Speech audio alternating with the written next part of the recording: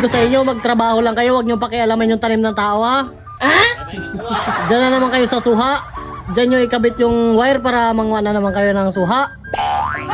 Talagang ugali nyo, sabi ko, trabaho lang, trabaho, ha? Walang nakawan ng tanim ng tao. Bawa ka na dyan, tarantado. Talaga kayo makinig, no? Kanina pa ako sige kasermo, no?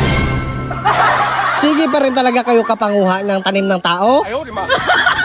Hanggang kailan ba kayo matuto ay? Hoy! Ayun na naman kayo, ha? Hindi talaga kayo mapagsabihan. Lambisis ko na kayo ginasabihan na huwag nyo pakialaman yung tanim ng tao. Tambis na naman pinagtitripan nyo?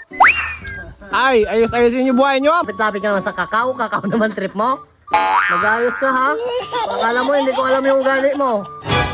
Te, tama lang, te, maglagay kang CCTV dito, te. Na talaga kayo kakuta, no? Wala na kayo ginapili na prutas.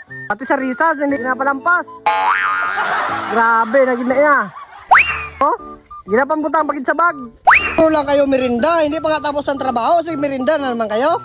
Baga pa nga ito, merinda na naman. Anong klase ng mga trabador ito, man? Uy, merinda ka rin? Wala ka nga ginagawa ng trabaho, merinda ka. Ayun, dapat nang bigyan nyo ng merinda, oh, masipag. Tama mo, ang isa trabaho pa, kayo merinda na? Ay, sos. Klase mga trabahante na ito. Si Sante na to, si Sante. Wala ito. Anak ng kontraktor. Para kayong mga ano Anak ng kontraktor. Wala talaga to, oh. Maghalo-halo pa talaga, kakapal ng mukha. Walang trabaho, merinda. Very good.